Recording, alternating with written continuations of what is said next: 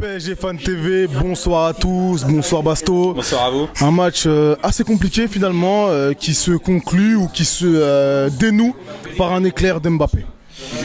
Ouais, c'était un espèce de décrassage après United. C'est sûr que c'était pas un super match, mais c'est un match sérieux, un match un peu une purge hein, pour les spectateurs qui veulent voir, mais c'est un match sérieux. On était bien en place, sans plus. Après, c'est vrai que Saint-Étienne a eu des temps forts, mais ils n'ont pas eu d'occasion vraiment nette. À l'arrivée, on a les occasions nettes, donc on s'en sort. C'est bien de gagner ce genre de match contre une équipe qui avait perdu qu'un match à domicile, c'était contre Lyon. C'est important de les gagner, même si on n'est pas extraordinaire.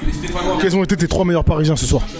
Alors les 3 meilleurs Parisiens, Mbappé, au-delà de son but même, je pense que même s'il n'était pas forcément top parmi les 3 de devant, c'est celui qui était le meilleur par rapport à ses déviations en une touche, qui apportait le plus de danger.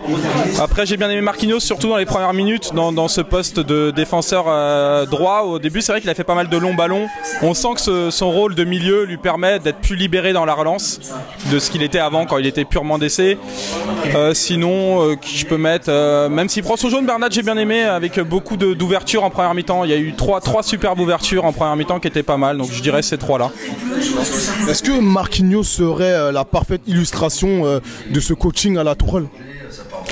Oui, bien sûr, on a enfin des joueurs qui progressent sous un coach, ce qu'on n'avait pas ces dernières années. Et c'est sûr que quand tous les sortent de leur zone de confort et que c'est accepté, parce qu'on a eu des coachs comme Emery qui ont essayé de sortir des joueurs de leur zone de confort, mais c'était pas forcément accepté par le groupe.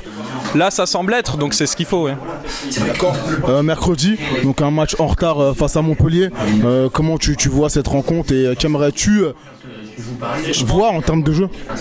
En termes de jeu, pas grand chose, mais je pense qu'il va falloir faire souffler certains joueurs qui semblent un peu cramés, comme Di Maria et Draxler, qui ont beaucoup donné ces derniers temps et qui là semblaient un peu cuits. Alves, même si d'ailleurs Alves, on va lui rendre hommage à 36 ans, revenir d'une rupture des ligaments croisés et être à ce niveau-là, c'est assez extraordinaire, mais il va falloir faire souffler pas mal de cadres. Merci à toi. Merci à vous.